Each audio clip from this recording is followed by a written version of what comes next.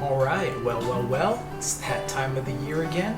It's the start of a new season of fantasy football, and then with the start of a new year, there are some very, very intriguing storylines that I'm about to take a look at, and so let's take a look at the week 1 matchups. Alright guys, matchup 1, we have Carrie versus Tony, the reigning champ Carrie, aka Lady North, versus the engaged entrepreneur Tony with the very unique team name, Team Tony Wong Cam. Personally, I believe this matchup leans towards, I guess, Carrie, her squad led by CMC, along with absolutely no one's surprised, not one, but 2 white quarterbacks. Once again, Carrie has found the way to draft the most white players this year, for the 2nd year in a row actually. But let's not count Tony out. I personally voted his team as the absolute worst dog shit team after the draft. It's undeniable. He has some absolute studs on his team like Kamara and Diggs. And let's be real, knowing Tony's team, it'll be completely different after this first week. Who are you people? I can already see him, foaming at the mouth, looking to just absolutely trade rape Eileen and Dan. Maybe it's my personal vendetta against Carrie, but I believe I speak for the entire league here when I say, let's go Tony, you got this shit, bruh. I guess if I had to summarize this matchup in a few words here, it would be, Carrie, is Travis Kelce available? 1 eternity later.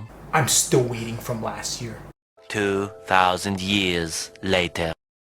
Please let me know. The second matchup I'll be taking a closer look at is between Gianni and Brad. While at first glance this matchup may seem like a civilized one between, 2 gentlemen, I can guarantee you it will be anything but.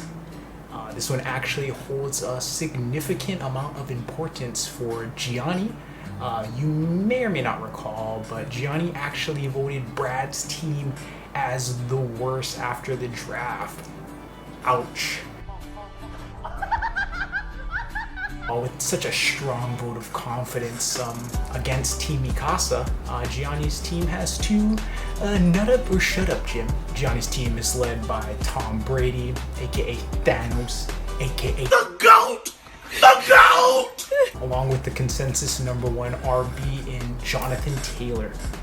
And then, Brad's team is no laughing matter either. He actually is led once again by his RB1 in absolute unit, the Denver defense. Broncos country. Let's ride. Broncos country. Let's ride. Broncos country. Let's ride.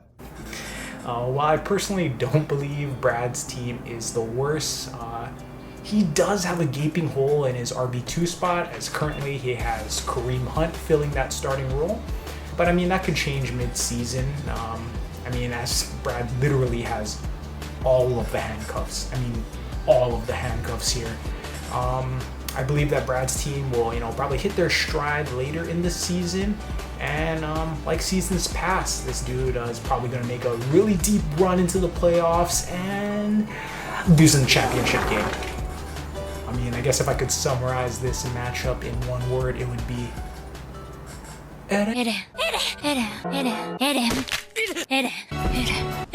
In matchup 3, we have Matt versus Micah.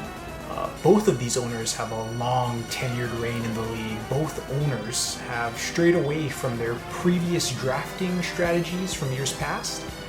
Micah has, constantly been ridiculed, dejected, laughed at, not only for his, terrible grammar and writing ability. What are you? An idiot sandwich. But also for trying to make the 0 RB strategy work. To quote a player in the league who would like to remain anonymous, this guy's an absolute idiot. While I'm not sure if this is an attack on, Micah's IQ, Who you calling pinhead? or ridiculous unconditional love for the douchiest team in the NFL, the Seahawks. Let's go! It was an absolute shock to see Micah, in the first 2 rounds draft 2 running backs, Austin Eckler and Nick Chubb, both studs. And on the other hand, we have Matt, who has, become synonymous with drafting every rookie available. However, he strayed away from his belief in, young, up-and-coming talent. This 32-year-old guy wants to spend a Sunday afternoon chilling with a 13-year-old girl.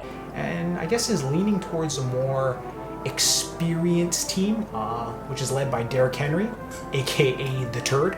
He has one ridiculously long dread sticking out of the back of his helmet. Looks like a freaking idiot, but I mean, everyone knows the longer the dread, the better he is. So I mean, sheesh. As for my predictions in this matchup, I give the slight edge towards Matt due to the fact that Matt is an F1 fan and a Liverpool fan, and I fucking hate the Seahawks. To summarize this matchup, fuck you, Micah 2022. Oh, P.S. You guys are both in my division. I hope all your players die. Alrighty, moving on to our 4th matchup here. We have a battle, absolute battle between just some beasts in our league. 2 absolute fantasy geniuses. Some would argue this is the battle of the century. World War III. No, I'm kidding. It's between fucking Eileen and Dan. I mean, as I look at both teams, you know what? I'm actually very impressed with how their drafts turned out. Eileen took a new approach this year and has put a full-on Micah Gainer and drafted, 3 solid wide receivers right off the bat. Jamar Chase, Devontae Adams, DJ Moore, solid. But, it's not an Eileen draft unless she absolutely fucks up, and in this case took the Buffalo Bills defense in the 9th. What are you? An idiot sandwich. Dumb. I guess since she couldn't get her man CMC this year, she said, you know what? Fuck it. Who needs an RB? Also, Eileen, keep it in your pants. Wide on. Let's now take a look at Dan's draft and team. All in all, not a bad draft. I guess it must have been those 10,000 different websites and 10 million different outside sources you were looking at. Dude, I could feel fucking heat and sweat and stress halfway across the room. If I could give you any advice, Dan, just take a deep breath, relax, and you know what? Don't let any of these degenerates in our league trade rape you. By the way, trades? While Sleeper currently has Dan winning based on projections, every year there's always one person that Eileen just constantly destroys. Last year it was Gianni, RIP Gianni's team 2021. I mean, could this be Dan? Only time will tell. But I give the slight nod to Dan's team this week. If I had to summarize this matchup, it would be Sundabu versus #Turtle, #Comoverfade. In matchup 5, we have the battle of the douchebags. Both are previous champions, and boy, will they never let us forget that.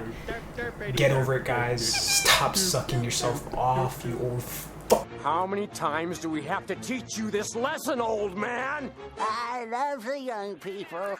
We have Jeremy versus Rob. The 2-time champion is hoping that, his stack of Mahomes and Kelsey will carry him to victory against the Falcons' fuckboy Jeremy.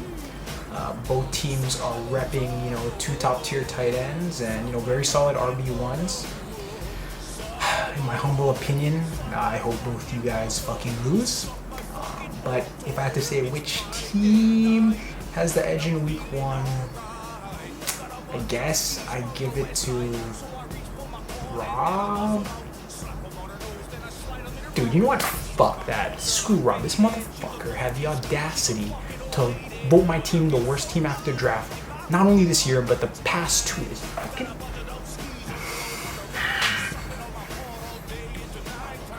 You know what, Rob? Dalvin Cook is a walking fucking hospital. New offense, he's not gonna do shit. He smells terrible too. Fuck that guy. Jeremy, your team, looking fucking decked the fuck out. Trey Lance, elite. Freaking DeAndre Swift, elite. Aaron Jones, elite. Kyle Pitts, elite. Eileen, not elite. Sutton, elite. And there you have it, folks. Jeremy will win this matchup against Rob, guaranteed.